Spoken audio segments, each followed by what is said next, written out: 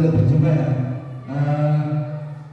Saya Puji Santoso dari SDN Karang Tengah 3. Bapak Ibu, kami undang ke sini yang tak lain adalah untuk sosialisasi atau presentasi budaya positif guna untuk melanjutkan tugas CGP atau calon guru penggerak untuk membuat aksi nyata 1.4 tentang budaya positif. Kami harap setelah pertemuan hari ini Bapak Ibu mampu untuk menerapkan di dalam pembelajaran masing-masing di sekolah masing-masing. Seperti itu ya. Bapak Ibu, budaya positif. Budaya positif itu tentang permasalahan yang ada di sekolah kita antara guru dan siswa. Bapak Ibu pernah ada masalah dengan siswanya? Pernah atau tidak? Sering ya. Nah, kita hari ini akan mempelajari tentang solusi atau cara yang tepat untuk menangani permasalahan tersebut. Biasanya kalau saya sendiri dulu dengan emosi, kalau di siswa yang bandel, kalau di siswa yang tidak mematuhi aturan, pasti saya hukum.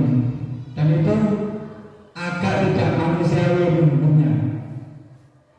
Saya berkata dengan keras, kadang-kadang saya pukul, tapi untuk setelah ini, setelah mempelajari budaya positif, kami harap bagi siswa yang tidak mematuhi aturan, kita bisa mencari solusi tepat untuk menanganinya. Seperti itu tujuan kita pada pagi hari ini. Ini Bapak Ibu, pendidikan guru penggerak modul 1.4 tentang budaya positif. Perubahan paradigma dalam membangun budaya positif, sekolah dapat menyediakan lingkungan yang positif, aman dan nyaman agar siswa mampu berpikir, bertindak, dan mencipta dengan merdeka, mandiri, dan bertanggung jawab. Umumnya, disiplin sangat berkaitan dengan kontrol guru terhadap siswa. Menurut Dr. William Besser dan Dr. kami terdapat beberapa miskonsepsi tentang kontrol, yaitu yang pertama, ilusi bahwa guru mengontrol siswa. Yang kedua, ilusi bahwa semua penguatan positif efektif dan bermanfaat.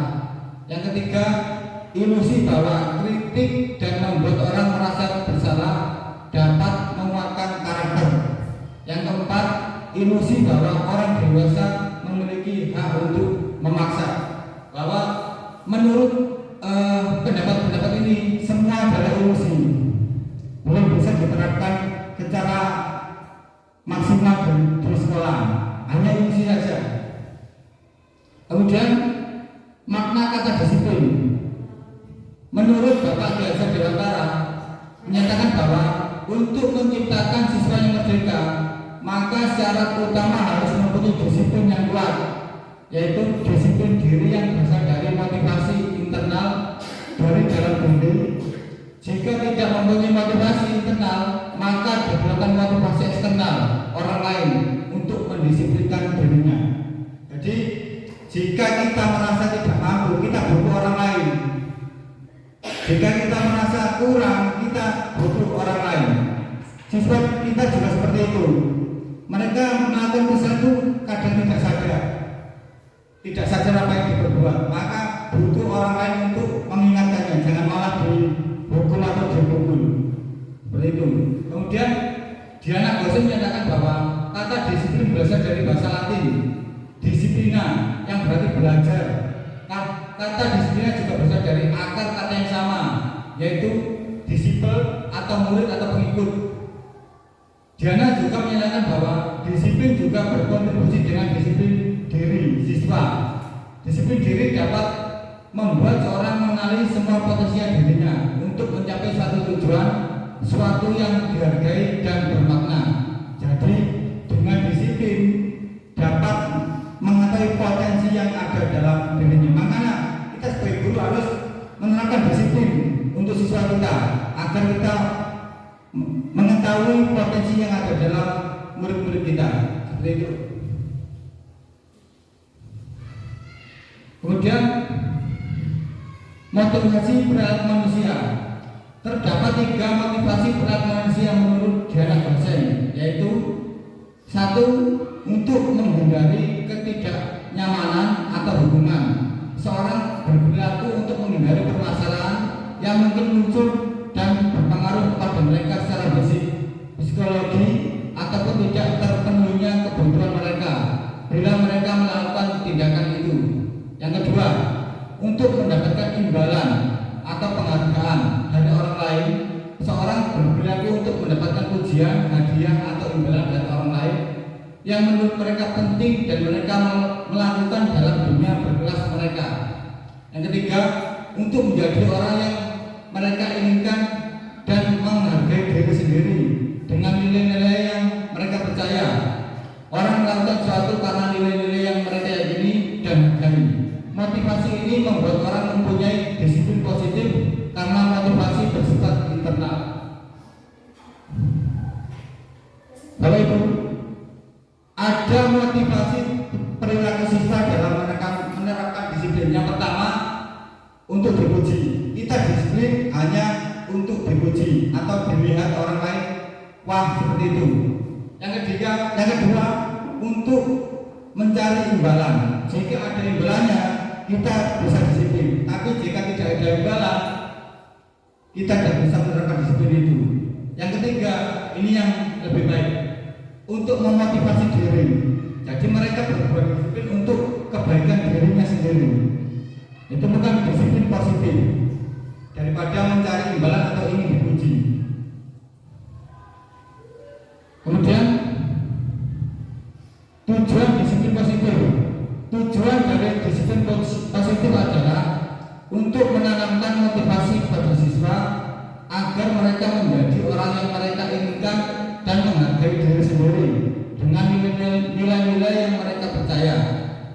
Motivasi ini berasal dari diri siswa atau internal, sehingga akan berdampak jangka panjang dan tidak akan terpengaruh dengan adanya hukuman dan hadiah. Jadi tujuan disiplin positif itu adalah mencari karakter siswa agar mereka terbentuk dengan disiplin itu, supaya mereka tidak gampang melakukan pelanggaran atau mereka dapat memotivasi diri mereka sendiri. Seperti itu. Monggo.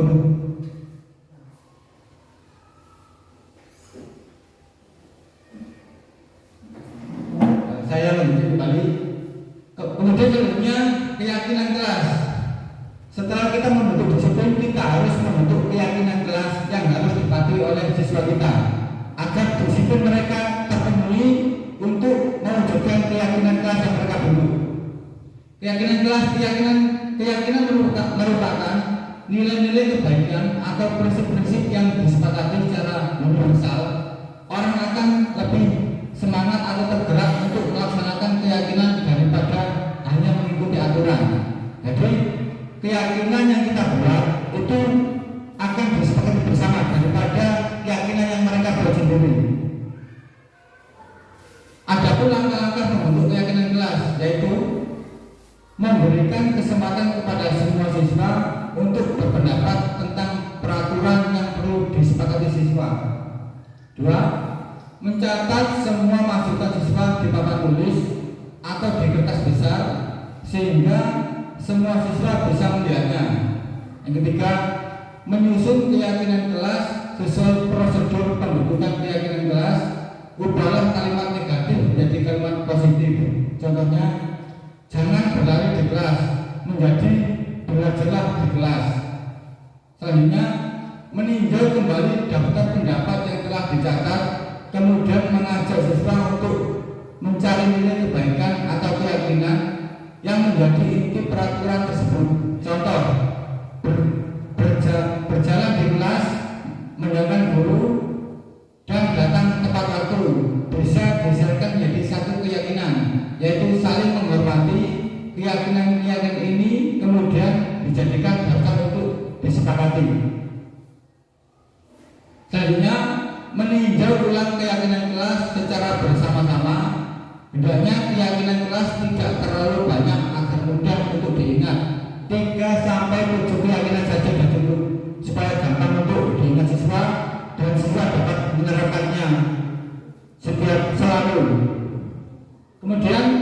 keyakinan kelas dapat ditempel di dinding kelas agar mudah untuk dilihat. Jadi keyakinan kelas dapat kita tempel di dinding atau di tempat yang mudah kita lihat agar sebab jika tidak mengingatnya mereka dapat membacanya agar kelas kita menjadi disiplin. Contoh keyakinan kelas, ini ada contoh keyakinan kelas 1, ada contoh keyakinan kelas 7, ada contoh keyakinan kelas 5. Contoh, selalu berbuat positif untuk keyakinan kelas 5. Selanjutnya menjadi selalu mengerjakan PR, kemudian selalu memotivasi, izin saat keluar ruangan. Itu contoh dari keyakinan kelas 5. Bisa dilihat? Bisa, Pak. Kaitannya kegiatan-kegiatan dalam keyakinan kelas. Ada beberapa kegiatan dalam keyakinan kelas. Yang pertama, kegiatan tampak seperti atau tak tampak seperti. Kegiatan ini dilakukan dengan membagi anggota kelas menjadi beberapa kelompok. Setiap kelompok diberikan kertas. Salah satu kelompok menuliskan satu huruf T kapital yang besar atau T tebal. Guru memberikan salah satu keyakinan kelas kepada setiap kelompok. Dua kelompok dapat diberikan keyakinan kelas yang sama. Jika ada 10 kelompok, kemudian setiap kelompok diminta memberikan pendapat tentang keyakinan tersebut. Tampak seperti apa, kemudian hasil setiap kelompok dipresentasikan pada kelompok besar dan kertasnya ditempel di sekeliling dinding kelas agar dapat dilihat oleh semua anggota kelas untuk menguatkan pemahaman. Contoh kegiatan tampak seperti atau tak tampak seperti. Yang tampak seperti, contohnya berkata sopan, kemudian saling menghargai, kemudian datang tepat waktu. Untuk contoh yang tak tampak seperti, contohnya berkata kasar atau kotor, suka mengejek, datang terlambat. Jadi kegiatan tampak seperti itu kegiatan yang positif. Tapi kegiatan yang tak tampak seperti itu sebaliknya kegiatan yang negatif. Kemudian padahal percaya dan menghormati orang lain dan barang miliknya. Kegiatan tampak sepertinya izin waktu meminjam. Kedua, menghargai pendapat orang lain. Untuk kegiatan tak tampak seperti mengambil barang milik orang lain dan mencela pendapat orang lain. Ini yang saya jelaskan tadi. Kelompok mengerti seperti ini. Contohnya, misalkan mendengar suatu orang berbicara, saya pinjam pensil, boleh ini, terima kasih. Terlihat mendengar meminta izin pada waktu memegang barang orang lain, saling menyapa dengan teman. Kemudian yang berperilaku senyum, gembira, tertawa, bertepuk tangan. Itu kegiatannya. Kemudian yang kedua, kegiatan mempelajari tanggung jawab setiap warga kelas. Adapun langkah-langkah yang dapat dilakukan guru yaitu guru membuat bagian yang berisi 4 kotak. Masing-masing kotak berisi dengan judul. Guru tugasnya murid, tugasnya guru tugasnya bukan, dan murid tugasnya bukan. Yang ketiga, guru bercurah pendapat dengan 2 cara, yaitu mengajak siswa berpendapat secara individu dan membagi murid dalam 4 atau 8 kelompok, dan setiap kelompok diberikan tugas untuk bercurah pendapat tentang masing-masing tugas atau bukan tugas guru ataupun siswa. Selanjutnya, hasil dari curah pendapat ditempel pada dinding kelas agar dapat dilihat seluruh anggota kelas. Kemudian dihukum oleh penghargaan. Sama halnya dengan hukuman, ternyata penghargaan juga seperti menghukum seseorang. Berikut pengaruh buruk penghargaan terhadap anak menurut Kohn. Yang pertama, memberikan pengaruh jangka pendek dan jangka panjang. Penghargaan diberikan untuk membuat seorang melakukan sesuatu dalam jangka waktu pendek. Jika terlalu sering menggunakan penghargaan, maka orang tersebut akan bergantung pada penghargaan dan akan kehilangan motivasi internalnya. Lama-kelamaan orang tersebut menjadi tidak menyadari tindakan yang dilakukannya. Jadi kita menghukum penghargaan itu adalah juga sebuah hukuman. Jadi Bapak Ibu dimohon, jika memberikan penghargaan jangan terlalu sering atau monoton terhadap seorang siswa saja. Jadi penghargaan itu harus disamaratakan atau jangan terlalu sering. Sering kan kita selalu memberikan penghargaan kepada anak kita yang merasa pintar saja. Jadi mereka akan terlihat apa ya? Terlihat menjaga bahasa Jawanya. Setiap kegiatan mereka menginginkan penghargaan diberikan oleh anak itu sendiri. Padahal kita memberi penghargaan itu baiknya kepada semua siswa agar mereka dapat termotivasi. Itu penghargaan. Kemudian yang kedua, penghargaan tidak efektif. Penghargaan merupakan suatu benda atau peristiwa yang diinginkan yang dibuat dengan suatu syarat tertentu. Penghargaan diperoleh jika melakukan hal yang disyaratkan. Jika tidak mendapatkan penghargaan yang diharapkan, maka akan timbul rasa kecewa dan berkecil hati, dan kemungkinan dalam waktu tidak akan berusaha keras sebelumnya. Kita juga terus-menerus memberikan penghargaan jika ingin orang melakukan sesuatu. Orang yang berusaha berhenti merokok bila diberi penghargaan tidak akan berhasil. Jadi efeknya sangat luar biasa sekali bagi penghargaan itu. Mereka akan menginginkan selalu penghargaan itu. Jika tidak diberi, motivasi mereka akan turun. Jadi alangkah baiknya untuk penghargaan kita berhati-hati. Kita tidak hanya monoton menghargai satu orang saja atau anak saja atau satu siswa saja.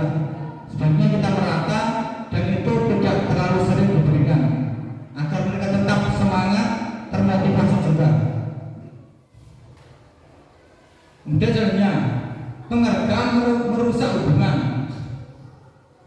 Ketika seseorang diberikan penghargaan, maka akan timbul rasa iri dari orang yang tidak menyukainya. Jika guru sering memberikan penghargaan kepada siswanya, maka kemungkinan siswanya termotivasi hanya untuk menyenangkan gurunya. Persaingan juga menimbulkan persaingan di dalam kelas dan berujung pada kecemasan. Bagi yang percaya bahwa mereka tidak akan mendapat kesempatan untuk mendapat penghargaan, maka akan berhati-hati mencoba.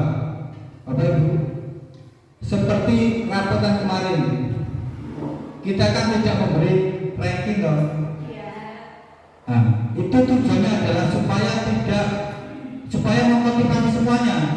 Jika kita memberikan peringkat atau ranking 1, 2, 3, maka efeknya akan anak-anak yang lain akan tidak termotivasi lagi. Itu yang pertama pada siswanya. Juga pada orang tuanya, merasa anaknya sudah pandai, merasa anaknya sudah belajar, tapi kok tidak mendapat peringkat 1, nah itu dapat menjadi masalah juga. Sebaiknya seperti bapak kita, kalau memberikan penghargaan kita sama ratakan saja. Kita tidak bisa memberikan peringkat 1, 2, 3, tapi kita boleh memberi hadiah lain untuk menyemangati semua siswa kita. Itu. Kemudian yang keempat, penghargaan mengurangi ketepatan. Yang kelima, penghargaan menghukum. Penghargaan menghukum mereka yang tidak mendapat penghargaan.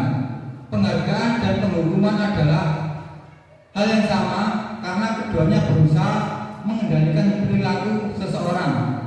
Pada dasarnya, setiap orang tidak suka dikendalikan dalam jangka waktu lama. Penghargaan akan terlihat sebagai hukuman jika penghargaan sangat diharapkan tapi kita tidak mendapatkannya, maka akan merasa dihukum.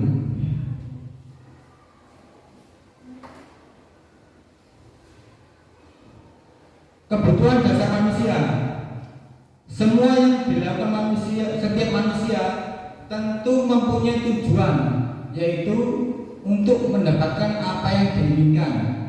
Menurut Dr. William Glasser, dalam choice theory terdapat 5 kebutuhan dasar manusia, yaitu 1. Kebutuhan bertahan hidup merupakan kebutuhan yang bersifat fisiologis untuk bertahan hidup. Misalnya, kesehatan rumah dan makna. Komponen psikologis dari kebutuhan ini adalah kebutuhan akan perasaan aman. Yang kedua, kebutuhan cinta dan kasih sayang atau kebutuhan untuk diterima. Kebutuhan ini termasuk kebutuhan psikologis yang meliputi kebutuhan akan hubungan dan koneksi siswa, kebutuhan untuk memberi dan menerima kasih sayang, kebutuhan untuk merasa menjadi bagian suatu kelompok, dan kebutuhan untuk tetap berhubungan dengan orang lain. Siswa yang mempunyai kebutuhan cinta dan kasih sayang yang tinggi biasanya ingin disukai dan diterima oleh lingkungannya, akrab dengan orang tuanya, biasanya belajar bila suka dengan gurunya, menganggap penting teman sebaya, dan juga belajar berkelompok. Yang selanjutnya, kebutuhan penguasaan atau kebutuhan pengakuan atas kemampuan. Bapak Ibu, kebutuhan ini berkaitan dengan kekuatan untuk mencapai sesuatu, menjadi terampil, menjadi kompeten, diakui di atas prestasi dan keterampilan, didengarkan dan memiliki rasa harga diri siswa. Harga diri siswa yang mempunyai kebutuhan pengakuan yang tinggi biasanya akan selalu ingin menjadi pemimpin, suka menghormati sebelum mencoba hal baru, dan merasa kecewa jika melakukan kesalahan, rapi, sistematik, dan selalu ingin mencapai yang terbaik. Selanjutnya, kebutuhan kebebasan atau kebutuhan akan pilihan merupakan kebutuhan akan kemandirian, mempunyai pilihan, dan mampu mengendalikan arah hidup seseorang. Siswa yang mempunyai kebutuhan kebebasan yang tinggi menginginkan pilihan, perlu banyak bergerak, suka coba-coba, tidak terlalu terpengaruh oleh orang lain, suka hal yang baru dan menarik. Selanjutnya, kebutuhan kesenangan. Kebutuhan untuk merasa senang merupakan kebutuhan untuk mencari kesenangan, bermain, dan terbawa. Siswa dengan kebutuhan kesenangan yang tinggi biasanya akan menikmati apa yang dilakukan, konsentrasi melakukan hal yang disenangi, suka permainan, suka mengisi barang, dan juga melucu atau bergerak. Kemudian posisi kontrol guru. Menurut Dian Gosen terdapat 5 posisi kontrol seorang guru terhadap siswanya. 1. Penghukum. Seorang penghukum dapat menggunakan hukuman fisik atau bertabel. Guru menjalankan posisi penghukuman akan berkata, patuhi aturan saya atau awas nanti. Kamu selalu saja salah. Itu yang posisi kontrol penghukuman. Yang kedua, membuat orang merasa bersalah. Pada posisi ini biasanya guru akan bersuara berlembut, menggunakan keheningan, dan membuat siswa menjadi tidak nyaman, bersalah atau rendah hati. Contohnya, kata-kata guru dalam posisi membuat orang merasa bersalah.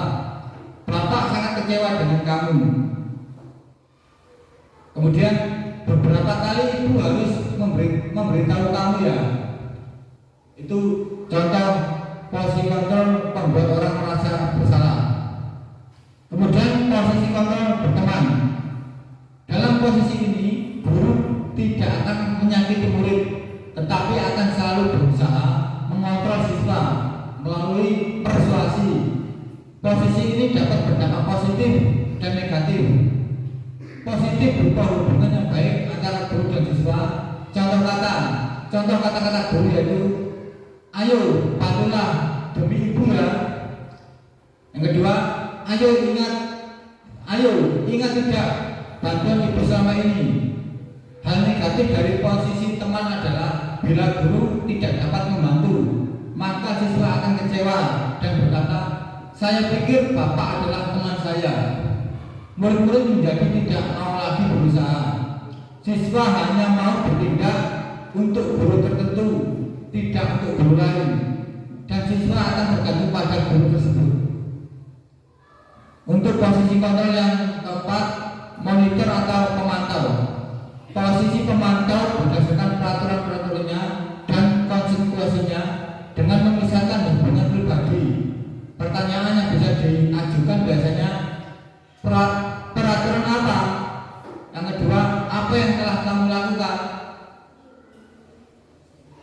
Yang kelima adalah posisi kontrol manager, merupakan posisi mentor di mana guru berbuat bersama dengan murid, mengajak siswa mempertanggungjawabkan perilakunya, mendukung siswa menemukan solusi atas permasalahannya sendiri. Murid diajak menganalisis kebutuhan dirinya dan kebutuhan orang lain. Yang terpenting adalah kolaborasi dengan siswa. Kata-kata seorang manajer yaitu, apa yang kita yakini. Yang kedua, apa yang kamu yakini. Yang ketiga, jika kamu meyakininya, apakah kamu bersedia memperbaikinya? Selanjutnya, jika kamu memperbaikinya, hal ini menunjukkan apa tentang dirimu. Yang kelima, apa rencana untuk memperbaikinya? Seorang manajer tidak untuk mengatur perilaku siswa, tetapi untuk membimbing murid agar dapat mengatur dirinya. Tujuan dari 5 posisi kontrol guru terhadap siswa adalah mencapai posisi manajer, di mana pada posisi ini siswa dapat menjadi pribadi yang mandiri, merdeka dan bertanggung jawab atas segala perilaku dan sikapnya. Yang ada akhirnya dapat menciptakan lingkungan yang positif, aman, dan nyaman. Bapak Ibu, seperti yang saya jelaskan dari awal, budaya positif adalah mencari solusi tentang tindakan yang dilakukan siswa. Misalnya siswa melakukan kesalahan, kita harus mencari solusinya yang terbaik. Seperti posisi kontrol yang tadi ada 5. 1 penghukum, pembuat orang bersalah, teman, monitor atau pemantau, yang kelima manajer. Nah, sekarang saya tanya Bapak Ibu, Bapak Ibu sering menggunakan posisi kontrol yang mana? Ya penghukum. Sama seperti saya penghukum. Setiap saya yang salah langsung hukum. Saya sudah praktek manajer. Sudah praktek. Apa saja Bu? Siswa itu terlambat datang ke sekolah, sama siswa tidak mengerjakan tugas. Saya mengatasinya manajer. Yang terlambat sekolah tadi bagaimana solusinya? Kalau boleh tahu. Dengan menanyakan keyakinan kelas. Ya, selanjutnya. Kelas yang kita buat. Selanjutnya, keyakinan kelasnya apa saja Bu? Kalau boleh tahu. Datang tepat waktu. Setelah siswa tersebut terlambat dan tidak sesuai dengan keyakinan kelas, apa yang dilakukan selama ini?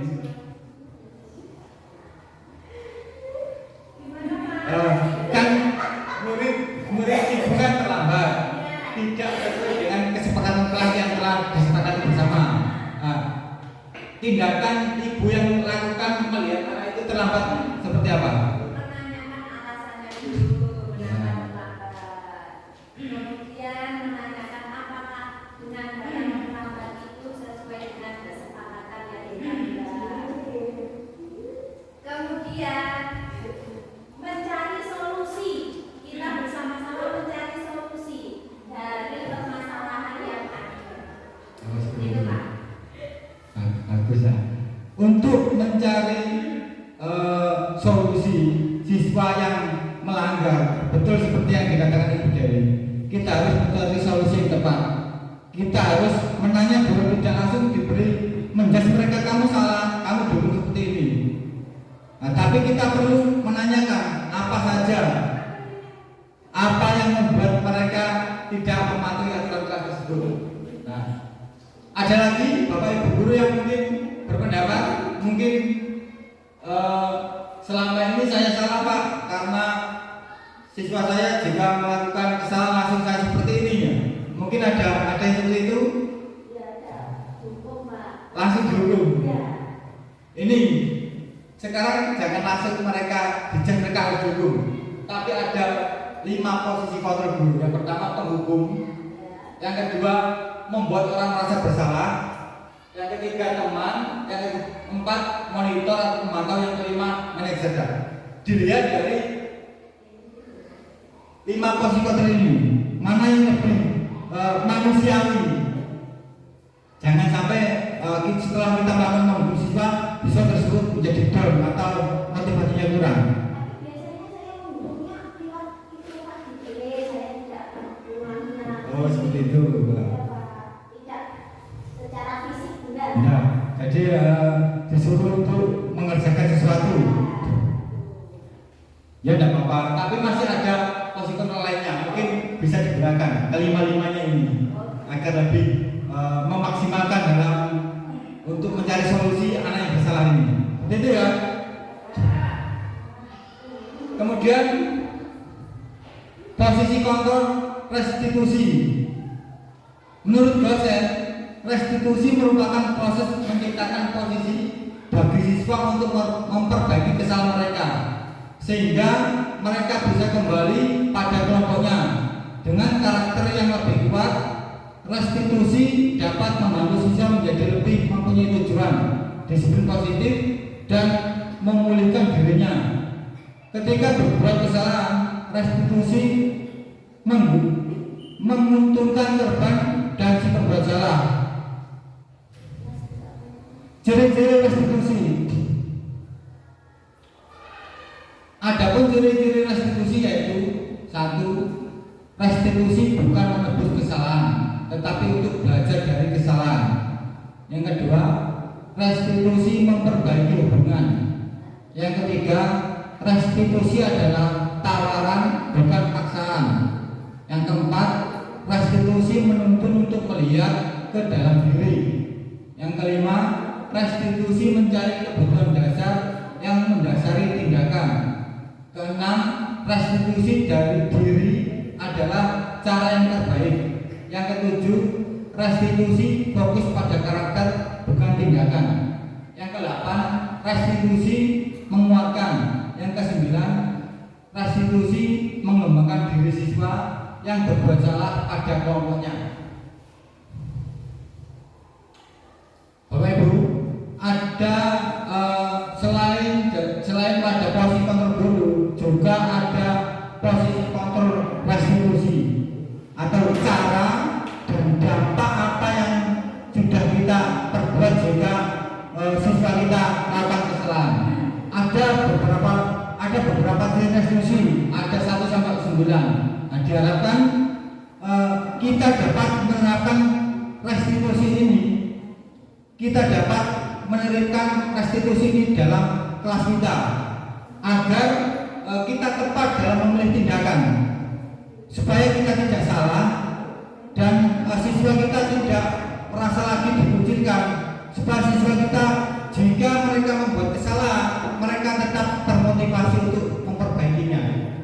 Jadi guru harus benar-benar tepat dalam menangani suatu permasalahan lewat posisi kontrol guru dan juga posisi kontrol restitusi. Nah, apabila kita sudah menerapkan semua ini, saya yakin siswa kita akan lebih berkarakter dan tidak gampang putus asa, karena motivasi mereka tinggi dan mereka mempunyai kenyamanan dalam setiap pembelajaran yang dilakukan setiap hari. Saya yakin Pak Ibu, jika siswa kita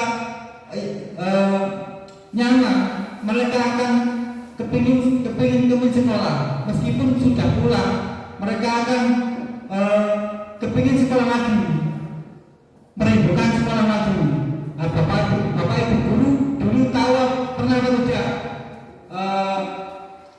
pada kepingin sekali sekolah, padahal udah waktunya pulang, sudah di rumah, kepingin sekali berada di sekolah. Pernah atau tidak? Pernah kan? Nah, itu yang kita harapkan, siswa kita menjadi nyaman dan mereka merindukan dalam situasi di sekolah, karena mereka mendapatkan kenyamanan baik dari teman maupun dari gurunya. Berikut keyakinan kelas yang telah saya lakukan di kelas. Contoh Bapak Ibu keyakinan kelas yang sudah saya lakukan di kelas. Ini fotonya. Kita membuat keyakinan kelas dan nanti saya akan menempel di dinding agar mereka tahu, agar mereka bisa melihat meskipun mereka lupa, mereka bisa melihatnya. Caranya yang pertama saya beri kertas kecil untuk mereka membuat keyakinan apa yang mereka sepakati. Kemudian saya suruh menempel di depan. Setelah tempel depan, saya memberikan mereka kertas warna yang besar. Dan keyakinan itu kami tempelkan di kertas itu dan nantinya akan ditempel di dinding supaya siswa kita melihat. Ini ada videonya Bapak Ibu.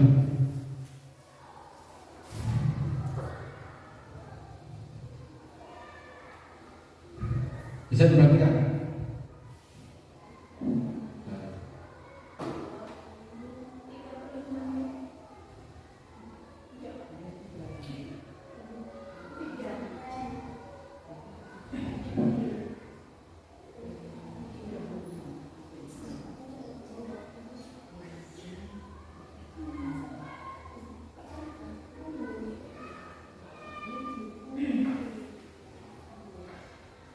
Nah, Bapak Ibu masih ada kendala suara.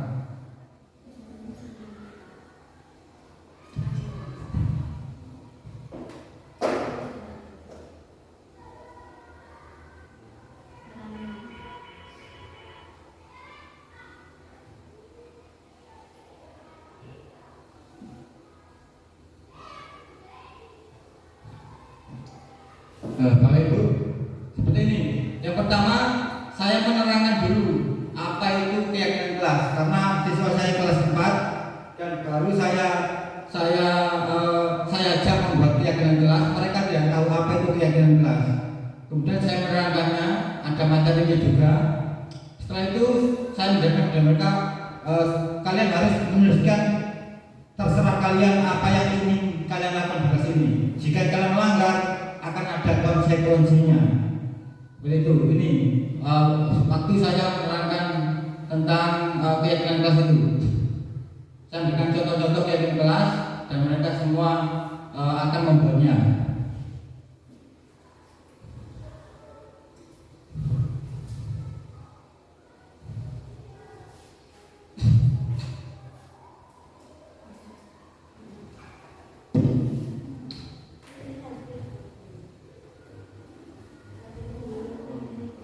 Kemudian setelah saya menerangkan, saya membagikan kertas tempel, kertas warna itu untuk mereka tulis beberapa keyakinan kelas yang menurut mereka setujui. Setelah itu nanti akan ditempel mereka ke papan. Kemudian kita sepakati bersama, setelah mereka menuliskan dan mereka menempelkan di papan, kita tidak menyetujui semuanya. Kita semua dibaca yang mana yang mereka sepakati bersama. Nah, baru itu yang kita buat keyakinan kelas kita. Ini kegiatan siswa pada waktu menempel setelah mereka membuat keyakinan kelasnya.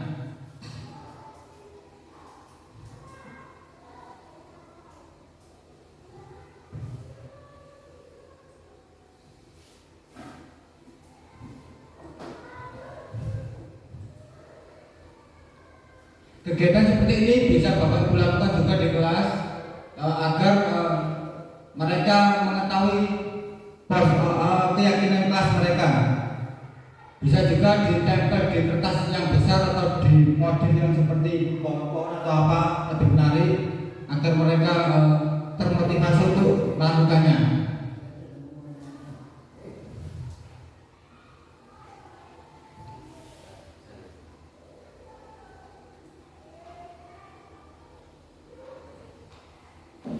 Itu untuk kegiatan-kegiatan kelas. Kemudian berikut segitiga restitusi yang saya lakukan di kelas. Saya dulu.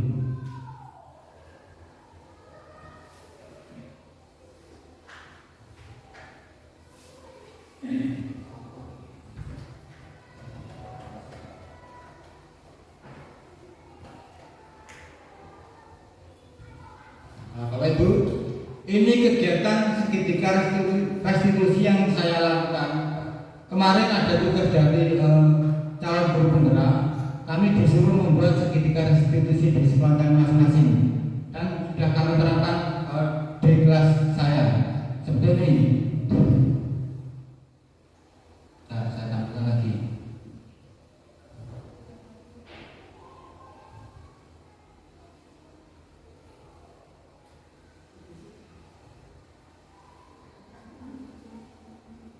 Seperti yang saya jelaskan tadi Bapak Ibu, restitusi adalah proses menciptakan kondisi bagi murid untuk memperbaiki kesalahan mereka yang kuat. Restitusi bukan untuk menebus kesalahan, melainkan sebuah tawaran dan bukan paksaan, sehingga mereka bisa kembali pada kelompok mereka dengan karakter yang kuat. Restitusi memiliki tujuan disiplin positif untuk memulihkan dirinya, bukan perilaku untuk menyenangkan orang lain atau menghindari ketidaknyamanan, melainkan inisiatif sendiri, menghargai dan melakukan nilai positif.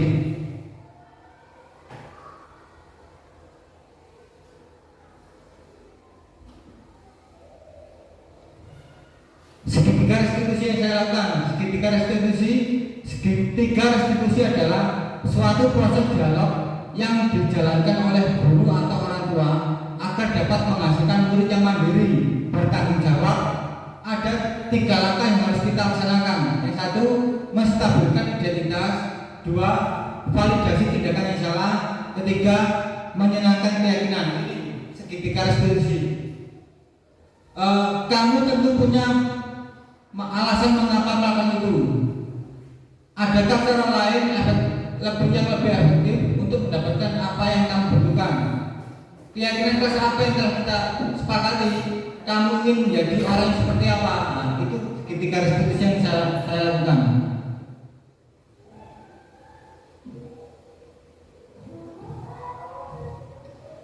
Bapak Ibu, di kelas saya kemarin ada suatu kasus yang saya buat segitiga restitusi. Ada 2 kasus. Yang pertama, kasus terlambat datang ke sekolah, seperti yang dialami oleh Dewi tadi. Ada siswanya yang terlambat sekolah. Ketika proses pembelajaran sudah dimulai, ada salah satu siswa kelas 4 terlambat datang sekolah. Sebenarnya pelajaran dimulai pukul 7, tapi siswa ini berangkat pukul 7.30. Di dalam kesempatan kelas 4 di kelas saya, ada salah satu nilai kebajikan yang telah disepakati semua siswa, yaitu disiplin. Artinya semua warga kelas sepakat bahwa semua warga kelas harus disiplin menjalankan segala hal. Terlambat datang sekolah merupakan tindakan yang tidak disiplin dan melanggar aturan sekolah dan bertentangan dengan salah satu nilai kebajikan yang telah disepakati bersamanya. Saya sebagai guru harus melaksanakan tindakan penyelesaian masalah tersebut dengan menggunakan segitiga restitusi.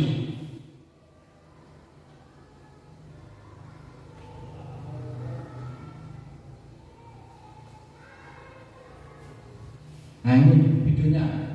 Anak ini datang terlambat, langsung saja duduk tanpa mengucap salam, tanpa permisi, tanpa mengucap salam. Langsung saya duduk. Kemudian setelah itu saya tidak menegur dia, tapi setelah pembelajaran selesai, saya tanya mereka, saya panggil mereka dia ke depan, saya tanya alasan kenapa dia terlambat.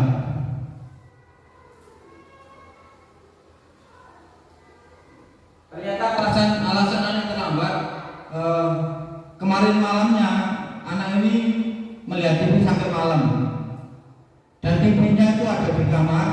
Orang tuanya mengira anak ini sudah tidur, padahal dia melihat TV di dalam kamar, sehingga sampai larut malam hingga paginya anak ini datang terlambat. Bangunnya terlambat, datangnya juga terlambat.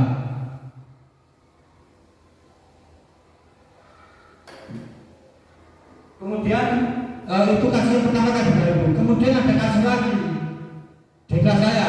Pada saat awal akan melakukan pembelajaran kelas 4 akan bahas PR terlebih dahulu. Ternyata ada salah satu siswa yang belum mengerjakan PR dikarenakan bermain HP larut malam sehingga tidak belajar dan PR-nya tidak dikerjakan. Tindakan mengerjakan PR merupakan tindakan yang melanggar nilai kebajikan yang telah disepakati bersama, yaitu tidak bertanggung jawab. Saya sebagai guru harus melaksanakan tindakan penyelesaian masalah tersebut dengan menggunakan segitiga restitusi.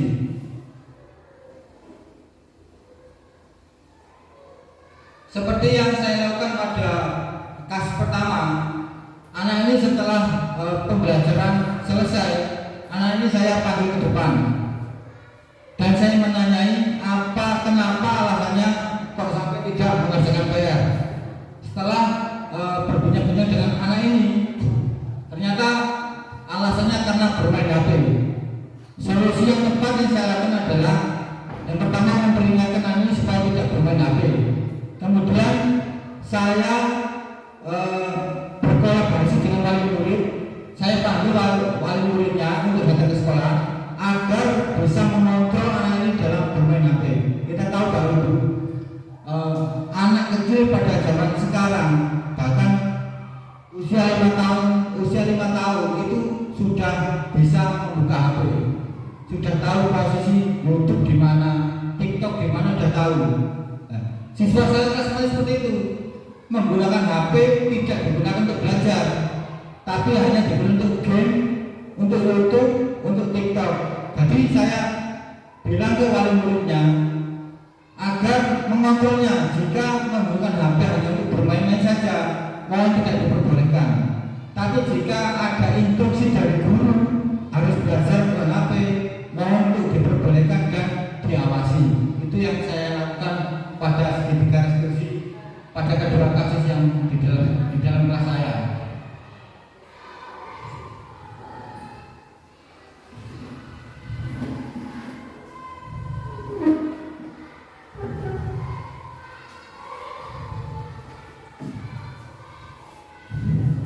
Terima kasih. Sudah selesai Pak Ibu. Dari sini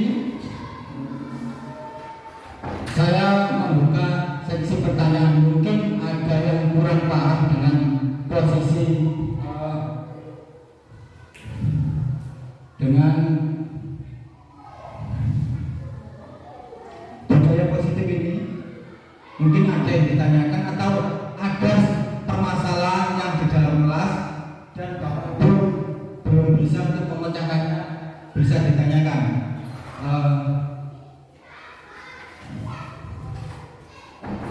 Monggo Bapak Ibu bisa bertanya.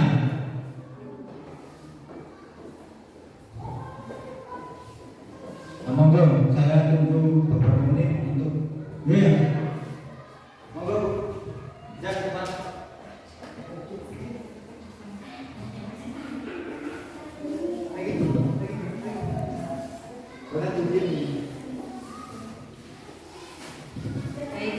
Terima kasih atas waktunya Bapak Puji Santosa. Di sini saya akan bertanya tentang penerapan segitiga restitusi. Kebetulan di kelas saya itu ada sebuah kasus. Itu anak itu tidak giat dalam belajar. Nah, untuk menerapkan segitiga restitusi itu apa yang harus saya lakukan agar anak itu giat dalam mengikuti pembelajaran saya? Terima kasih. Baik, terima kasih. Langsung saja saya jawab ya. Murid bermain kelas berapa? Kelas 1. Baik. Pertanyaan tadi, muridnya tidak giat belajar. Bagaimana untuk menerapkan segitiga restitusi agar mereka giat belajar? Betul ya? Baik. Kelas 1 itu kan masih kalau disuruh belajar terlalu sungguh-sungguh, mereka malas karena kelas 1 itu masih suka dengan permainan. Coba amati anak-anak di dalam kelas, pasti mereka waktu datang pertama ke kelas, pasti mereka yang pertama bermain dulu. Kalau kita memberikan langsung pelajaran, otomatis mereka akan jenuh. Bahkan ada yang bertengkar sama temannya karena kejenuhan mereka. Apa yang harus kita lakukan? Kita harus mengetahui satu-satu karakter mereka. Contohnya, anak ini suka bermain, anak ini giat untuk belajar, meskipun lainnya suka bermain. Kita harus menggunakan pembelajaran dengan permainan. Bisa di dalam kelas, bisa dengan gaya menari, bisa dengan menggambar, atau bisa disuruh keluar kelas supaya mereka tidak jenuh. Nah, kita juga harus menerapkan posisi seperti tadi. Kita harus posisi tepat. Nah, seperti apa yang posisi tepat? Kita bisa menjadi teman bagi mereka. Kita bisa mendampingi mereka, bisa mengajak mereka bermain, bisa terlibat dalam permainan mereka.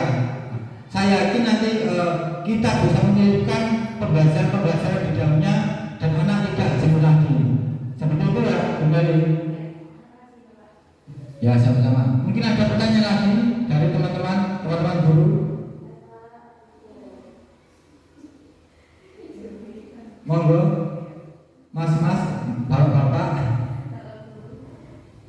bisa bertanya apa yang kurang paham atau ada permasalahan di kelas belum dapat terselesaikan, bisa ditanyakan.